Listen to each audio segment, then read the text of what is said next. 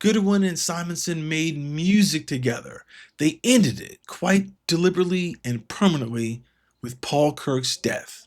Now, that was supposed to be the end, and for about 25 years it was.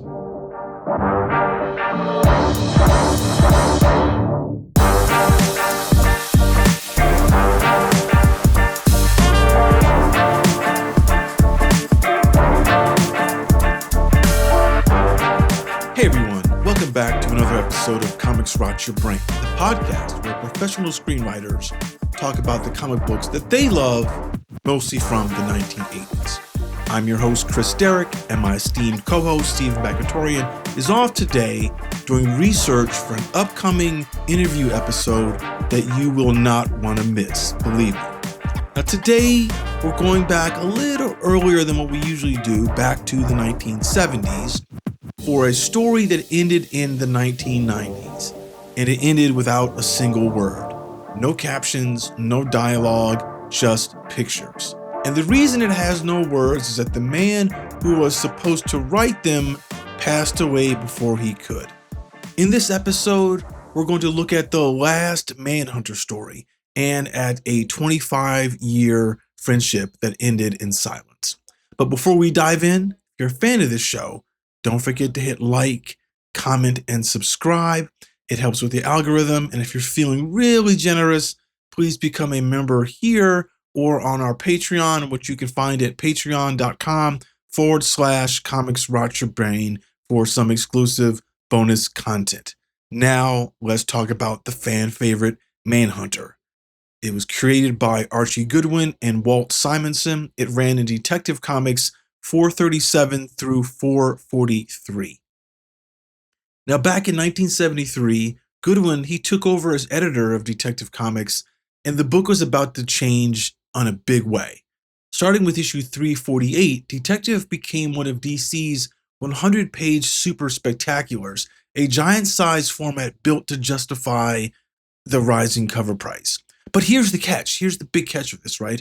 The comics are 100 pages, but there was only about 20 new pages. The rest were vintage reprints pulled from the DC Comics vault. And the lead story was always a new Batman story, but running behind it, Goodwin wanted a backup. So there was just 8 new pages per issue that was buried in the stack of decades-old inventory. Now that backup was Manhunter, and it became the best thing about the book. Not just better than the lead story, but the single piece of that whole 100-page package that people would still be talking about 5 decades later. See, Goodwin was ever the comics innovator, and he had a different idea what he was going to do. He was going to resurrect a nearly forgotten Golden Age character named Paul Kirk, who was a big game hunter and who then became a costume adventurer in the 1940s, as you can see in our episode called The Golden Age. He was in that storyline too. So, but what Goodwin did is that he reinvented Paul Kirk completely. Now, originally, Paul Kirk had died in Africa or something like that. Can't remember exactly what it was. But now, somehow he was back. And he was on the trail of assassins who were turning up dead. And each assassin was wearing Paul Kirk's face. Now, Goodwin paired this globe-trotting espionage mystery with hot artist Walt Simonson, who was just 27 at the time. And Simonson did something in those backup pages that people are still talking about. He shattered the grid. He packed an enormous amount of story and emotion into those panels, sometimes the size of postage stamps. He split figures across borders, turned the entire page into a design object itself. This is a freedom that Goodwin gave him, and it was just a blessing for all of us. Now, this Crackerjack storyline won a stack of Shazam Awards, which was, I think, around before the Eisner Awards, and it included the Best Individual Story win for Goodwin. And in the 7th chapter, the Manhunter story moved to the front of the book, and Manhunter teamed up with Batman himself.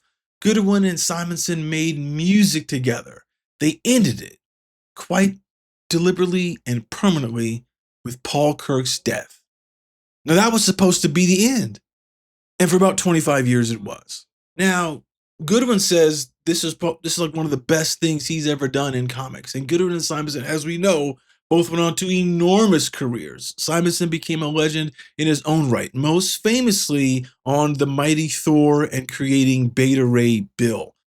Goodwin became one of the most beloved editors and writers the industry has ever produced. This guy was someone that everyone in comics who worked with him would describe him with one word: kind. But Manhunter never quite let either of them go. It was a thing that they made together when they were very young, and it had ended so cleanly that there really was nothing else left to say. Until Goodwin realized that there was.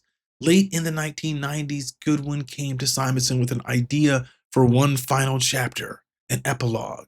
It was a coda to the story they finished a quarter century earlier, right? The two of them, they plotted it out. It was like a 2-page thing they had, and they worked out the way they always did. And then everything stopped because in March of 1998, Archie Goodwin died of cancer. He was just 59 years old. He and Simonson had plotted out the story. They knew what was going to happen. But Goodwin was the writer. The dialogue, the captions, the voice, all that lived in his head. And when he passed, it all went with him. No script was ever written. So Simonson was left with a choice because what's he going to do? He couldn't let this final story die. And at this point in his career, he could have easily written the dialogue himself. In 1998, he was a celebrated comics creator in his own right, having created such awesome works as Star Slammer. And he wrote a very, very strong Fantastic Four run. So he was more than capable of putting the words in those characters' mouths. Or he could have just let the story remain unfinished in a drawer. Just one more lost thing that creators deal with. But at the urging of his wife, the legendary Louise Simonson, he was decided to draw it. He completed the entire final chapter's art, and he left it completely silent. No dialogue, no captions, not one word except for a few sound effects. Now think about what this decision means. He understood that on this series, Goodwin's job was the words and his job was the pictures. That division was sacred to how things worked out, how they had their success. So he refused to speak for his friend, his colleague, and his early champion. He would tell this final Manhunter chapter in the only language that was truly his: the pictures, the sequential art that he is a master at. And he would let the absence of the words be the point. Now, let's take a look at the actual silent issue that was first made available in the collected Manhunter Special Edition that came out in 1999. And I believe it won an Eisner, or no, I think it won a Comics Buyer's Guide Award in 2000. So we open up with this high shot looking down in the streets of Gotham City, and there's Klieg lights and police cars, and we hear this blam, blam, blam. Okay, what the hell is really going on? And then the next page we come into and we see there's Gotham SWAT on the streets, and Commissioner Gordon is there. And then this news truck runs up, and the blonde-haired woman who's the news reporter gets yanked out of the way before she gets her head blown off. And she's trying to get Gordon to give some sort of statement, But he's like, no, we ain't got time for any of that. And then they look up to the sky, and we see this lone figure jump across from one building to the next. He's caught up in the Klieg lights, and then 2 more figures come after him. And they're like, what's going on here? And that's when that's when Gordon is like, go, find them. Then we jump to this really cool panel, this little shot that's like a weird mixture of like the DeLuca effect, but with 2 cars going, because we see like the flashing strobe streak. It's almost like in Akira's the movie, the little trail of lights from the squad car sirens. Masterful work. Next, we jump into 2 3-panel pages that are the identical background in all 6 panels. And in the first one, we see it's just this empty background, and then we see the Manhunter fall into frame. He turns and he shoots off screen. Blam, blam, blam. Who's coming after him? And then he takes off. And then 2 figures are coming after him. And one is a woman, which we're going to have to assume is Christine St. Clair.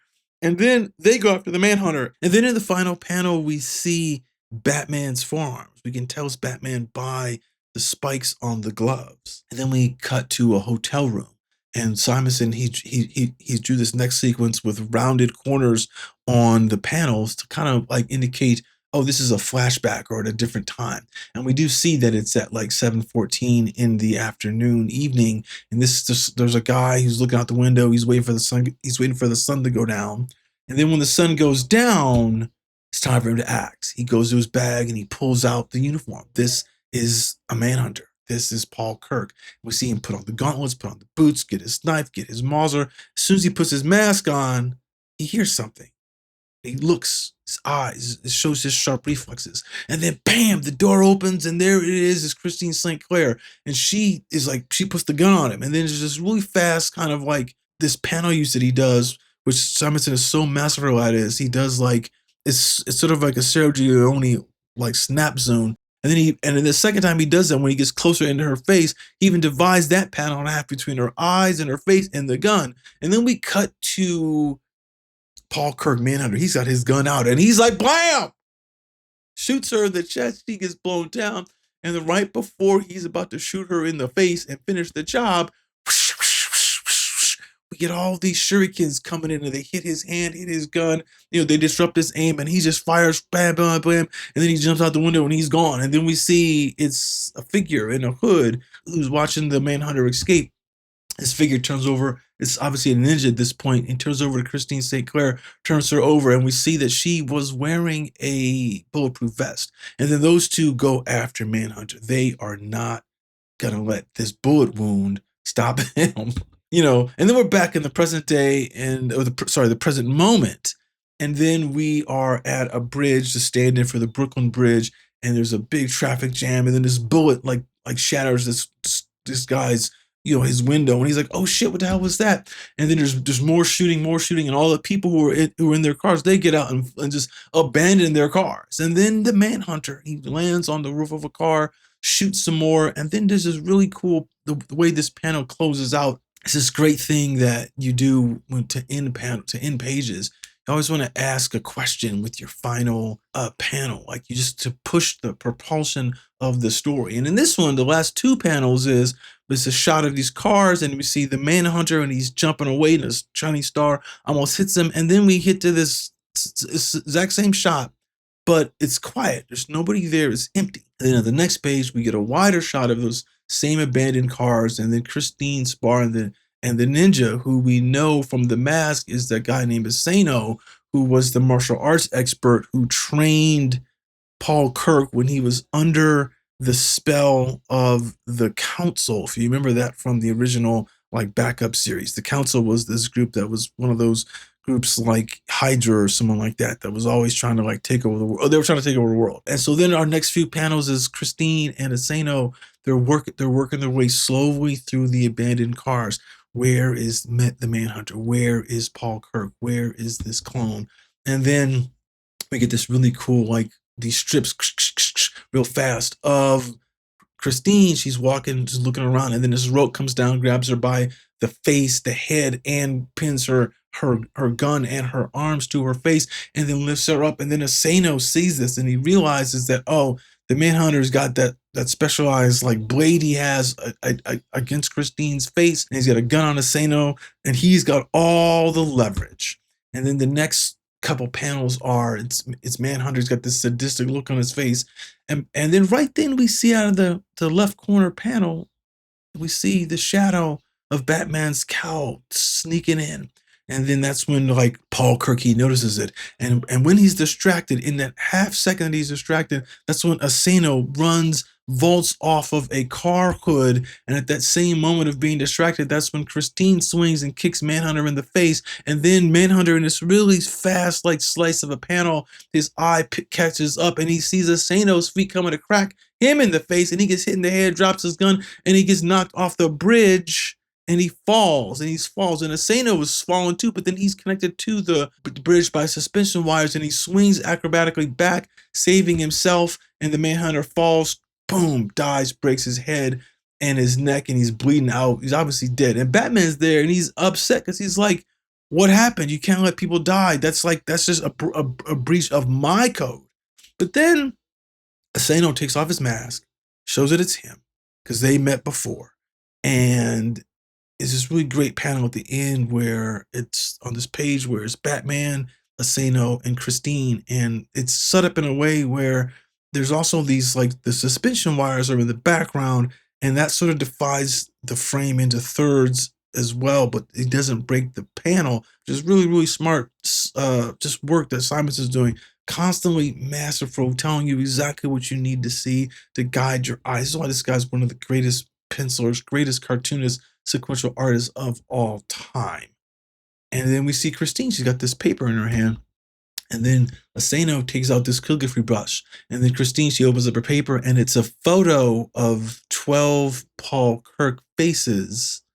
But there's one that's not been they all have been X'd out but one. And then Asano, he X's out the last one, which is now just telling us visually, oh, that guy they killed was the last Paul Kirk clone that they had thought was died at the end, like all those years ago. And then they drop the paper there at Batman's feet, and he even drops his mask. And then this helicopter shows up out of nowhere. It's got some silent, like, rotors, and Batman's like, what the hell is this shit? Oh my God. And then that's when Asano and Christine, they run and leap off the bridge and leap onto these cables that are swinging from the helicopter. And Batman, he pulls off his batarang. He's getting ready to throw it at them, but he's watching them escape. And we could tell that there was some sort of dialogue here that was written, but we don't know what it is, but something is said. And then Batman just watches the helicopter fly off into the night sky, and Asano and Christine are never to be seen again. And then Batman, he puts his batarang away. And then the police cars roll up real fast, and Jim Gordon gets out, and he runs up and he sees the helicopter. He's like, Batman, what the hell are you doing? Why'd you let them go? What's going on? And the Batman, he points off to the side, and the last page, second to last page, is he points at a Gotham City limit sign, and he's like, yeah, man, sorry, I couldn't help. They're beyond my reach. They're beyond your reach, actually, not mine. And Batman is sort of grinning as Jim Gordon kind of rips him a new asshole. But then Batman bends down, he picks up the paper that Asano dropped, and he gives it to Jim Gordon, and he's like, this is what happened. Here's the story. And then we cut to the last page, and it is a reprint of the first page in the way back in Detective 437. And we see Christine when she first comes to Kathmandu, and she's looking for Manhunter. And this is like the coda. This is the complete wrap up. This is when the story folds back in on itself, and Batman is explaining all this to Jim Gordon. And so that's how the story ends. That's how this great epilogue, this silent issue, like, it's over. And it's beautiful. It's absolutely beautiful, because Simonson, he didn't even think about a way to script the ending. He just was like, hey, let's just copy this thing from the original. So the story just loops.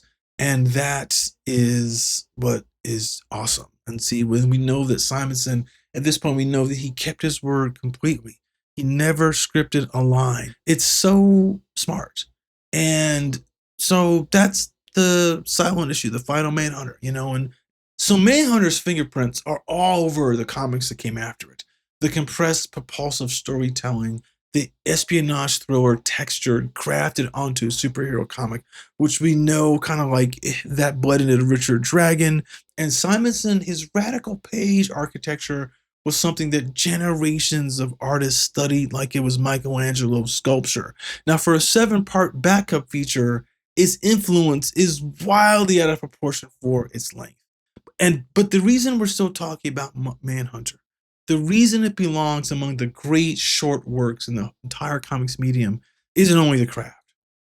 It's that rare thing in any art form, a collaboration that got a genuine ending. See, most creative partnerships, they just trail off. People drift apart, or they fall out, or they simply run out of time without knowing it was the last time that they're going to work together. Goodwin and Simonson, they got to come back to their great story creation. They got to sit down one more time and plot out one more story about the character that they made together as young men.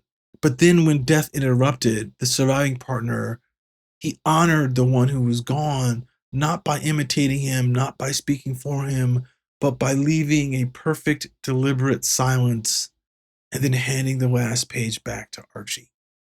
Now, some stories end with a bang, some stories end with a whimper, This one ends without a sound, and it's one of the most elegant endings in comics. Now, this was a really important story to me as a writer, as a comics fan. I mean, look, as a writer, look, I remember when I was trying to get onto that show Arrow when it was still on the air about maybe 10 years ago now. This was at least 10 years ago. I wrote a Spec Arrow episode. The Council and Paul Kirk were the villains in that episode. It didn't get made, obviously, and it didn't get me on the show, obviously, either.